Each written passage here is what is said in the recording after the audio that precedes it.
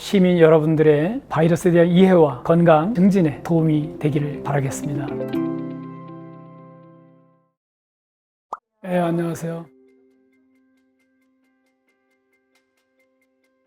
박사과정 때는 순수 생물학이라고 하는 세포 생물학 분야를 연구를 했었습니다. 그리고 나서 이제 포스닥 박사과정을 위해서 어느 분야를 일해 내가 평생 동안 좀 보람이 있을까 고민을 많이 했었고, 그래, 기왕 생명과학을 연구한다는 거는 우리 사람의 건강, 질병으로부터 예방, 이거 아니겠나. 그러면 질병하고 가장 직접 연결되어 있는 분야가 무언가, 이렇게 이제 고민을 하다가 결국 모든 감염성 질환을 치료하는 거는 면역학, 하물며 암 같은 경우에도 치료를 위해서는 면역학 개념이 들어가야 되는 것이고, 또한 면역학 중에서도 우리가 끝까지 도전해야 될 게 바이러스 아니겠나. 그래서 바이러스를 가지고 일을 하기 시작했고, 재료로서는 헤르페스 바이러스, 에이즈 바이러스까지 여러 가지 바이러스에 두루 관심을 많이 가지고 있었습니다. 이거 비단 저만 겪는 문제가 아니고 세상의 모든 과학 연구자들이 겪는 문제인데, 과연 우리가 연구한 결과가 맞는 것인가? 이게 늘 걱정이 돼요. 이제 다른 연구자들에 의해서 우리 연구가 입증돼야 되는 거거든요. 그러다 보니까 대개는 한 5, 6년이 걸리고요. 그래서 다른 그룹에서도 유사한 결과를 내놓고 그러면 드디어 우리가 정확하게 연구를 했구나 이제 느끼는 것인데, 저희가 이 바이러스에 대해서 연구한 여러 결과들이 세계에서 가장 널리 쓰이는 면역학, 바이러스학 교과서에 거의 한 페이지 분량이 소개되고 있습니다. 그러니까 교과서에 실린다는 얘기는 발견한 그런 원리들이 입증이 됐다는 얘기거든요. 그랬을 때가 가장 기쁘고요. 또한 아쉬운 점이 있다면, 외국에서 공부를 하고 국내로 들어올 때 헤르페스 바이러스를 연구를 했었습니다. 선택하게 된 계기는 과연 내가 한국에 들어갔을 때 어떤 연구를 계속할 수 있었을까? 그때만 해도 상당히 오래전이거든요. 우리나라에서는 아직까지 위험한 바이러스 연구는 할 시설이 없더라고요. BL3 3등급이면 4등급은 더더욱 연구할 수 없고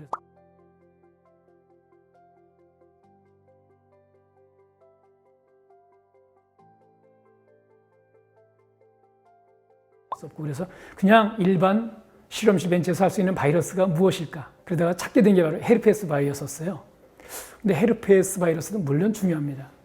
지금 코로나19 사태 이와 맞이하다 보면 직접적으로 바이러스 병원체를 임상적으로 적용할 수 있는 그런 연구를 하고 싶고, 치료제 개발에도 가까운 일을 하고 싶었었는데 주변 연구 환경이 그러지 못해서 그게 좀 아쉬운 점으로 남아 있습니다.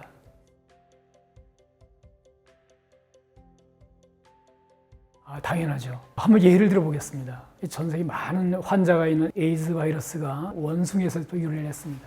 자연 속에서는 우리가 원숭이를 접할 기회가 없지 않습니까? 초기에 아프리카에서 이 원숭이를 단백질 원으로서 식용을 하고, 또한 일부 사람들은 애완용으로 기르고 친밀하게 원숭이를 지내고, 그 원숭이에 있는 바이러스가 우리 사람에게 넘어옴으로써 이것이 에이즈 질환을 일으키게 된 거고, 전 세계 수천만 명이 고통을 받고 있습니다. 그러니까 환경이 굉장히 중요한 거예요. 환경 생태계를 그대로 유지해주고 각 동물의 서식처를 보존해주는 게 중요한데, 그럼 기후변화는 또 어떤가? 우리나라 같은 경우에도 점점 지구온난화 때문에 아열대성 온도로 변해가고 있습니다. 에볼라 바이러스, 웨스트 나일 바이러스, 황열병 바이러스, 그 다음에 바이러스는 아니지만 원생생물에 의한 말라리아 같은 것들이 모두 모기에 의해서 감염되는 것입니다. 근데 이 모기는 열대지방에 서식하고 있어요. 근데 우리나라도 점점 아열대지방, 열대지방으로 가다 보면 지금까지 우리는 전혀 경험하지 못했던 그런 바이러스들이 우리나라에 상륙하고 창궐할 가능성이 있는 것이죠. 그러니까 이 기후변화, 그다음에 동물 생태계 환경 유지, 이것은 매우 중요한 사안일 수밖에 없습니다. 인플루엔자 같은 예를 들면 급성 감염 바이러스이기 때문에 바이러스가 감염되고 나서 백신을 만들 시간은 없거든요. 그러다 보니까 미리 1년 전에 WHO, 세계보건기구에서 올해 유행할 바이러스가 무엇이지? 예측을 하는 겁니다. 그래서 지금 현재는 중국의 광둥성 그 근처를 위주로 샘플을 채취해서 인플루엔자를 분석해 봅니다. 이게 어떤 형태인가? 이번 겨울에 유행할 거를 가정하고 거기에 대해서 백신을 미리 만드는 겁니다. 근데 미리 만들려면 지금은 달걀 유정란에서 만들 수 있어요. 그러다 보니 세계 수억 명을 대처하려면 유정란도 그만큼 많아야 되고 대처가 느릴 수밖에 없고요. 그런데 AI를 이용하면 유행할 수 있는 인플루엔자가 무엇인지를 아마 예측도 가능할 거고, 또 백신 설계도 도움을 줄 것입니다. 그것뿐만 아니고 현재까지는 우리 백신 개발이라 하면 보통 항체를 생성하게 하는 그런 물질을 몸에 주입하는 거였었어요. 이거는 굉장히 오래 걸려요, 시간이. 그런데 앞으로는 RNA를 기반으로 하는 백신, 그 감염체의 RNA 서열만 알면 즉시 백신을 설계할 수 있거든요. 그래서 이 RNA를 주입해서 백신을 만드는 건데, 이 RNA는 기존의 단백질 항체 개념의 백신보다는 훨씬 속도도 빠르고 바로 설계할 수 있고 경제성도 뛰어난 이런 장점이 있습니다.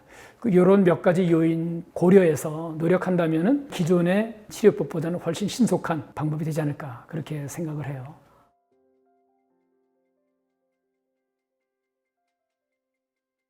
WHO 혹은 백신을 주도하고 있는 미국 정부가 20년 전에 세계에서 가장 시급하게 개발되어야 될 백신이 무엇인가, 이걸 선정을 했습니다. 만능 인플루엔자 백신 개발이 2위에 올랐습니다. 근데 아직까지 눈에 띌 만한 그런 성과는 거두지 못하고 있어요. 그 이유 중에 하나가 바이러스의 빠른 변입니다. 이 RNA 바이러스는 1년 단위로 굉장히 변화가 심합니다. 그래서 거기에 대해서 어려움이 많고, 또 하나가 모든 백신 개발에는 사실은 그 민간, 그 이익을 창출하려는 게 주 목적인 그런 데서 하는 것이 훨씬 더 빠른데, 이것은 어느 나라든지 정부 주도적으로 할 수밖에 없습니다. 그런 이유 때문이 아닐까, 그렇게 생각이 돼요. 모든 바이러스에 대응할 수 있는 백신. 저는 개인적으로는 불가능하다고 생각을 합니다. 왜 그러냐면 바이러스가 수적, 양적, 종이 너무나 많습니다. 훨씬 변이 능력, 진화 속도가 우리 인간보다 빠릅니다. 예를 들면 우리 인간이 진화적으로 감염에 대처하려면 우리 한 세대가 인간은 30년입니다. 30년이 가다 보면 그 다음에 유전자가 조금씩 바이러스에 대항하는 형태로 우리도 변화해 가겠죠. 그래 너무 느리잖아요. 세균 같은 게 20분마다 분열할 수 있으니까 변이 속도를 도저히 인간이 감당하지 못합니다. 그래서 저는 모든 바이러스를 제어할 수 있는 그런 백신 개발은 거의 불가능에 가깝다라고 믿고 있어요.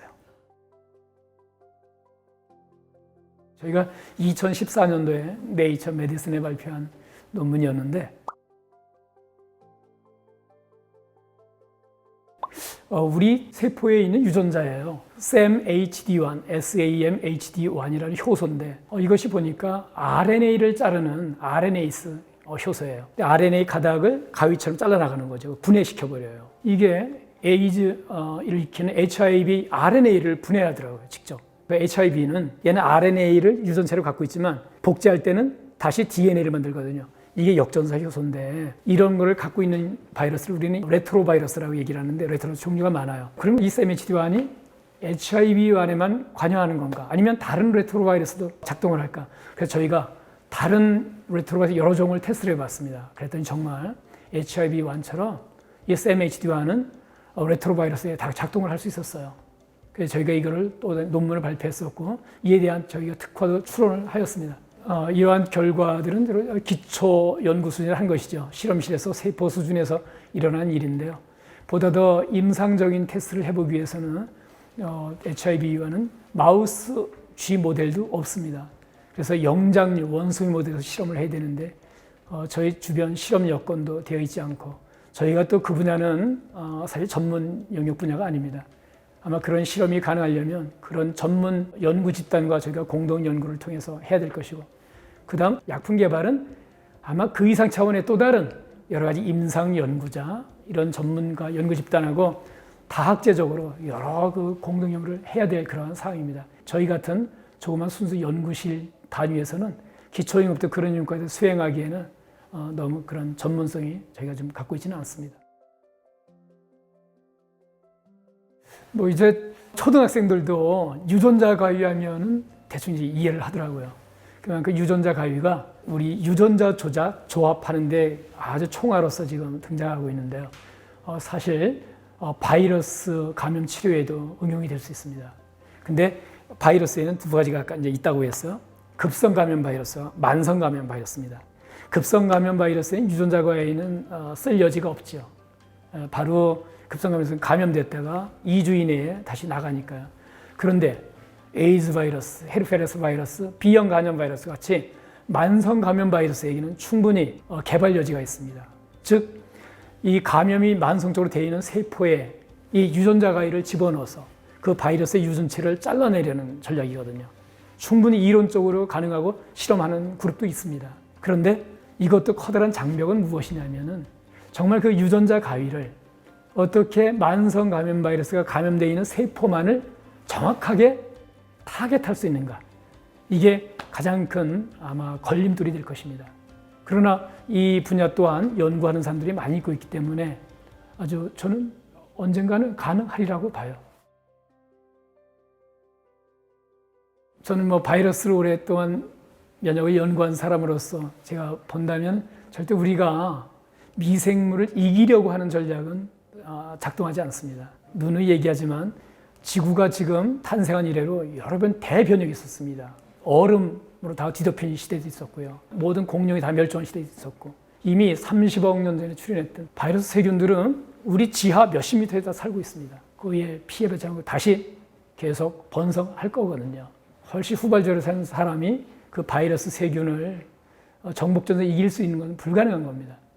그렇기 때문에 가능한 그 바이러스 세균들이 살고 있는 곳은 그대로 인정을 해주고 그러나 같이 공존한다고 해서 이게 맞는 해결책은 안 됩니다. 인간 활동에서 어떻게든 바이러스 세균을 피할 길은 없거든요. 최소한 우리의 피해는 줄이되 그 피해라는 게 약을 개발해서 바이러스를 죽이는 방식으로 가지 말고 우리가 바이러스 어떤 사회적 서로 거리두기, 바이러스 세균과의 거리두기, 그 다음에 접촉을 가능한 줄이는 이러한 인간 행동의 변화, 이런 게 병행이 되어야 된다는 생각을 해요. 당연히 그렇다고 해서 손만 놓고 놓을 수는 없습니다. 바이러스와 세균들의 걔들의 습성을 알아서 최소한 걔들의 피해를 줄일 수 있는 여러 치료제 개발이라든가 이런 거는 함께 또 가야 되는 겁니다.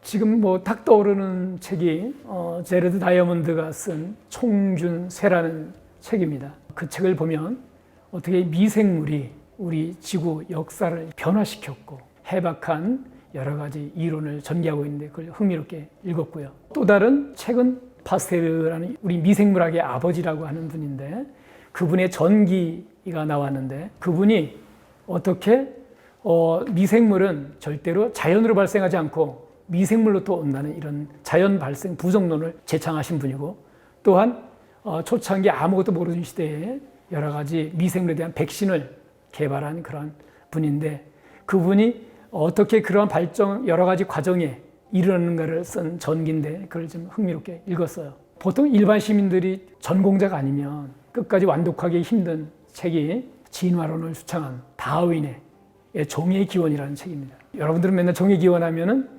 갈라파고스의 거북이 진화 이 얘기만 하는데 그 책을 보면은 총 10챕터 이상의 분량을 이루어졌는데 매 하나의 장마다 정말 주옥 같은 지금으로 보면은 어떻게 이렇게 한 사람이 동물, 식물, 곤충 모든 분야의 해박한 지식과 정교한 논리 전개를 할 수 있는가 그게 굉장히 인상적이었더라고요. 그래서 막 떠오른 책들이 이런 세 가지 책이 전적으로 생명과학을 하는 사람이라서 그런지 저한테는 굉장히 깊게 다가왔습니다.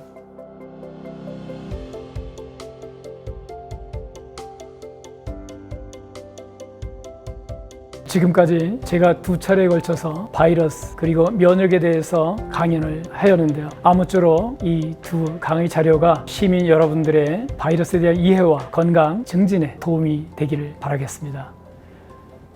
바이러스 온라인 백신